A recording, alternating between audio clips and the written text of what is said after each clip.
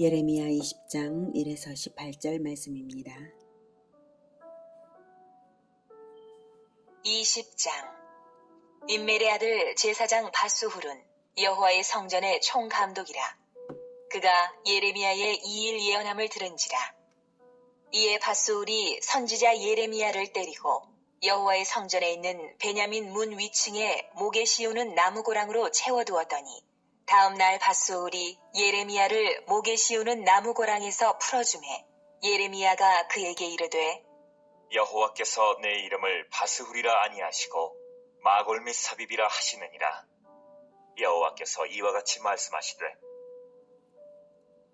네, 사랑하는 형제 여러분, 5월 6일 토요일 새벽 목상에 오신 것을 환영합니다.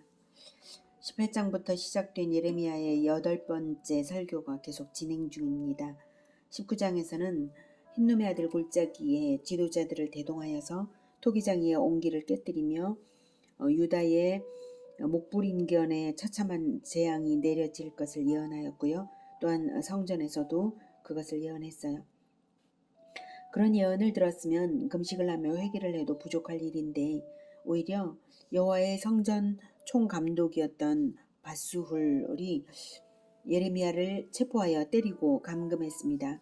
여호와의 성전의 총감독은 대제사장 다음가는 직책이었던 것으로 봅니다.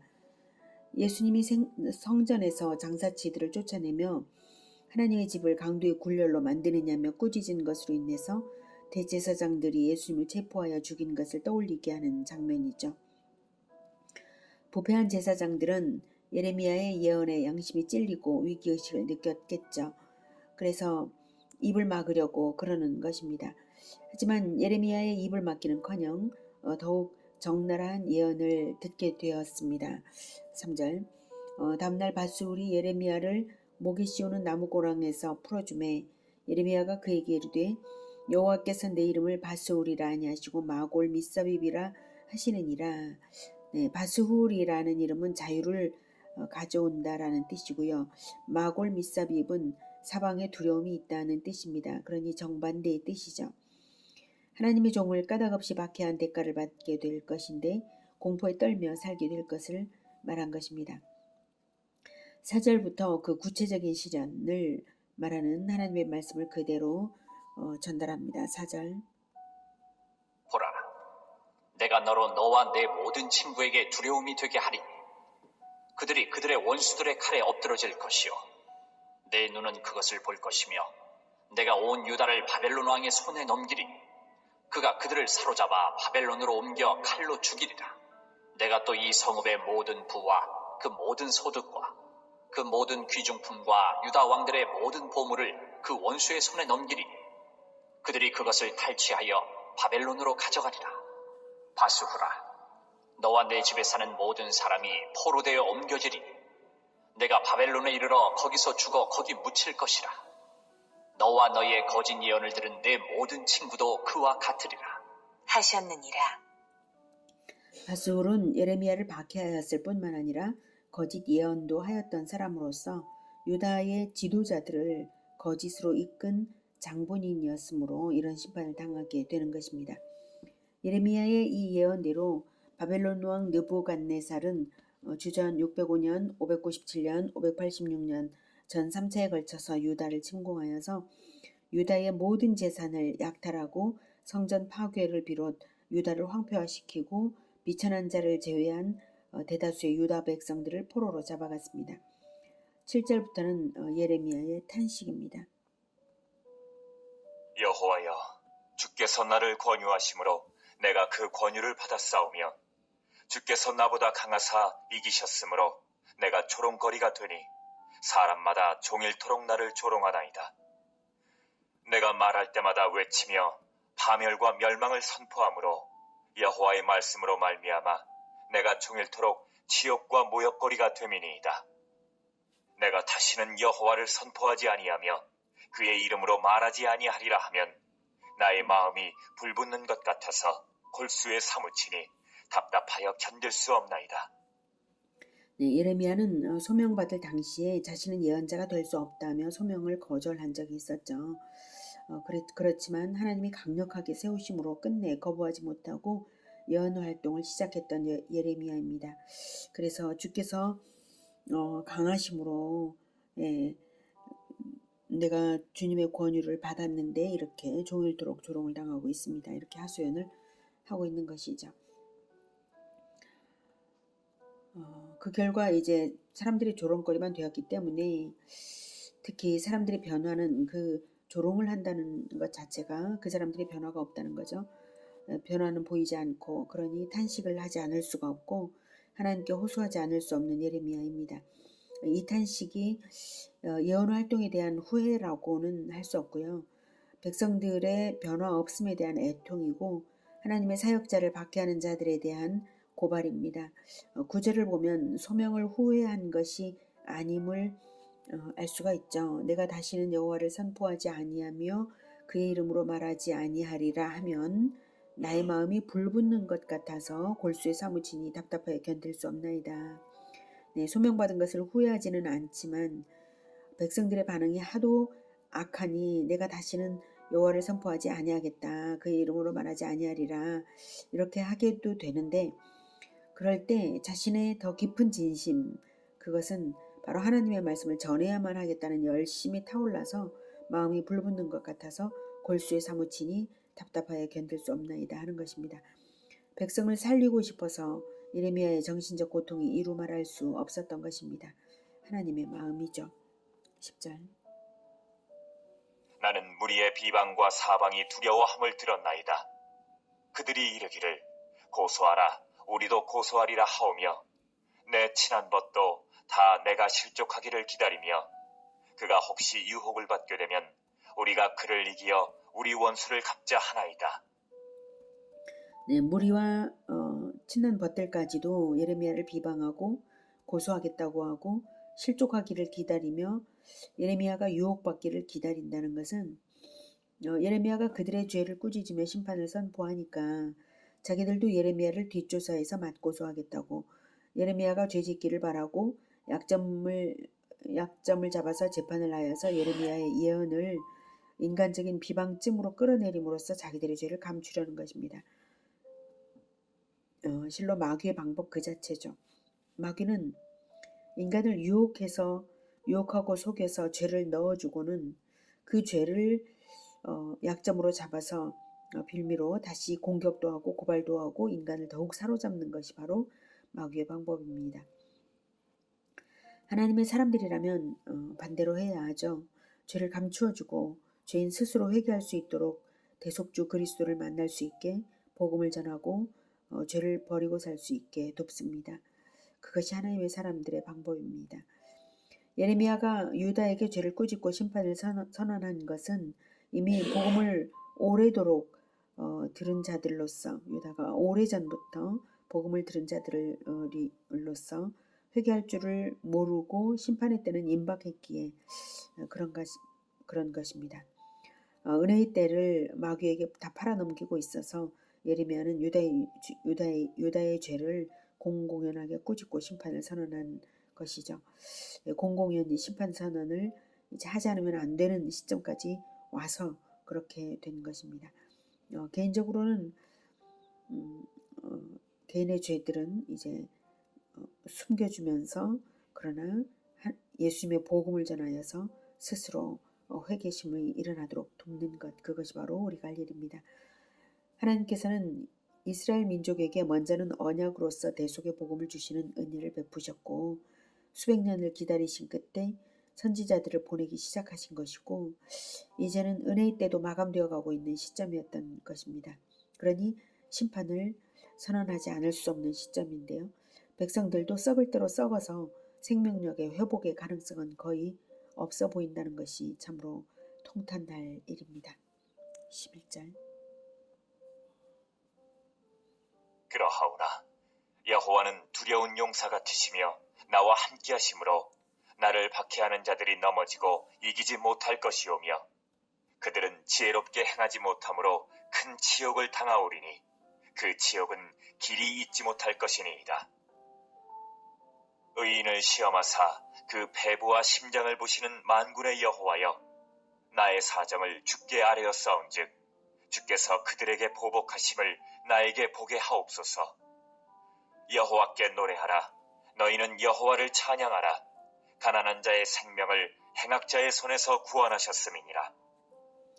네, 사면 초가에 있었던 예레미야지만 하나님을 원망하지 않고 오히려 하나님이 함께 하심으로 박해자들이 넘어질 것을 확신했습니다. 하나님이 예레미야와 함께 하심으로 박해자들이 넘어지는 것은 예레미야가 아니라 박해자들입니다. 이런 위기 상황에서는 진리의 명분을 굳건하게 붙드는 자가 누구냐가 중요하죠. 굳건하게 붙드는 자는 하나님이 함께 하시는 것을 확신함으로 흔들리지 않을 수 있게 되고요. 원망에 빠지면 실족하기 쉽습니다. 원망에 빠지는 것 자체가 진리를 튼튼히 붙잡지 못한 것이기 때문입니다. 진리를 붙잡는 자는 반드시 승리하는데요. 대적들은 예레미야로 하여금 죄를 짓게 만들려 하고 고발하기 위하여 예레미야가 죄짓기를 바람으로 이미 진리와 명분을 잃었습니다. 원체도 우상 숭배자들이므로 아무 명분도 없는 자들이었지만 예레미야와의 대치에 있어서도 명분을 잃고 자기들이 설 자리를 잃게 될 것은 분명한 이치입니다. 12절에 의인을 시험하사 그 폐부와 심장을 보시는 만군의 여호와여, 나의 사정을 주께 아뢰었사온즉 주께서 그들에게 보복하심을 나에게 보게 하옵소서. 예레미야는 그 폐부와 심장을 보시는 만군의 여호와 앞에 있으므로 하나님 앞에 한 점 부끄러움이 없게 사는 것이고요.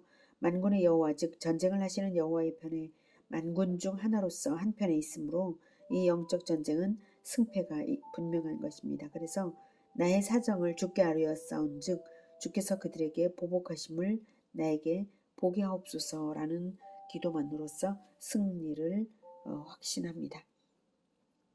이때 예레미야의 이 기도를 개인적인 보복의 저주라고 봐서는 안 됩니다.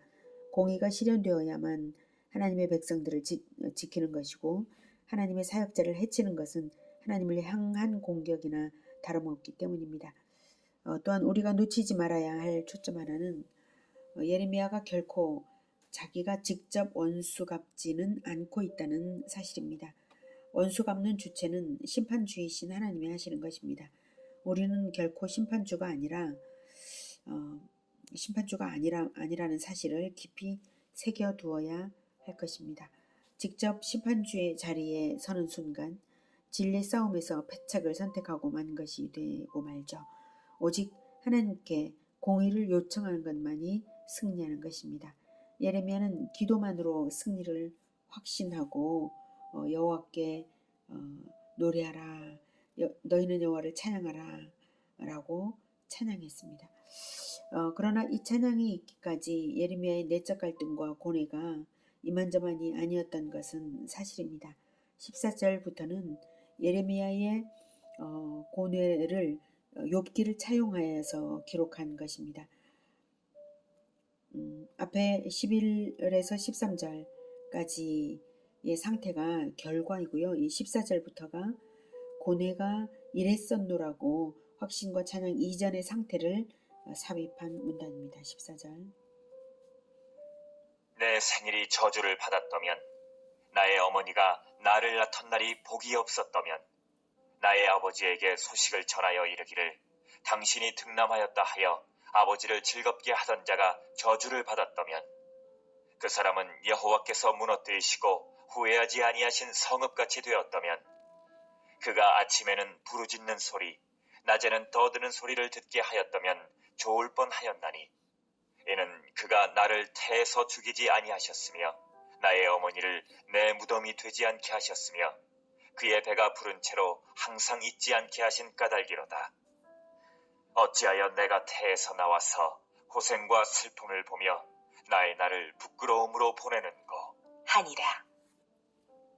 네, 이렇게 한탄했었노라는 얘기입니다. 욥의 탄식과 아주 유사하죠.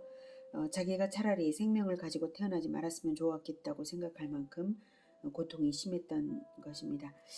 욥의 그 탄식은 욥기 3장 3에서 12절입니다. 참고하시고요. 욥기와 거의 유사하게 그 내용을 차용하여 읊었다는 것 자체가 욥의 결말처럼 반전이 있을 것을 알았다는 증거가 됩니다. 욥은 하나님의 뜻대로 고난당한 자였기에 자기를 정죄하는 친구들의 속죄의 제사를 하나님께 드려줄 수 있는 자격을 얻었고 하나님의 축복을 갑절로 돌려받았습니다. 예레미야 역시 자기의 고난의 결과가 하나님의 뜻대로 당하는 고난이기에 승리의 반전이 있을 것을 확신한 것입니다. 오늘은 하나님의 뜻대로 사역을 한 결과 극한 고난을 당하게 된 예레미야가 그 대적들에게 심판을 더욱 구체적으로 선언하고 공의의 심판을 하나님께 맡겨드리며 찬양을 올려드린 데서 배웠습니다. 진리에 굳건하게 서 있는 자는 하나님이 함께 하심으로 반드시 승리합니다. 형제가 넘어지기를 바라는 자는 반드시 심판을 당합니다. 고난의 때라도 하나님의 공의의 심판을 생각하며 소망을 잃지 않고 진리편에 굳게 선다면 그것이 승리를 가져올 것입니다. 또한 욥처럼 예레미야처럼 하나님의 뜻대로 고난당하는 것은 반드시 보상이 있습니다. 하나님의 뜻대로 고난당할 때에 소망을 잃지 않는 우리 모두가 되기를 기원합니다. 기도하겠습니다. 하나님, 우리 인생은 고난이 있습니다. 그러나 모든 인생들이 당하는 일반적인 고난 외에 오히려 하나님께서 우리에게 허락하시는 하나님의 뜻대로 당하게 하시는 그러한 고난을 당할 때 하나님께서 함께 하시며 고난을 이기게 하시며 공의의 심판을 원수마귀에게 내리시며 마침내 하나님의 백성들을 구원하시기 위한 일을 이루실 것을 믿습니다. 그러므로 고난조차도 하나님께서 사용하시기 위하여 허락하시는 것임을 또한 믿습니다. 하나님, 우리가 하나님의 뜻대로 고난을 당할 때에 공의의 심판을 하나님께 맡겨드리며 오직 고난을 순순히 당함으로써 하나님의 뜻이 다 이루어지도록 기도하는 우리 모두가 되게 도와주시옵소서. 오직 하나님의 뜻대로 당하는 고난을 마다하지 않고 믿음으로 잘 받아 안을 수 있도록 도우시옵소서.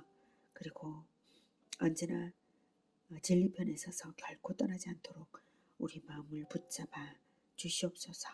예수 그리스도의 이름으로 기도드립니다. 아멘. 이어지는 시간은 개인 기도 시간입니다.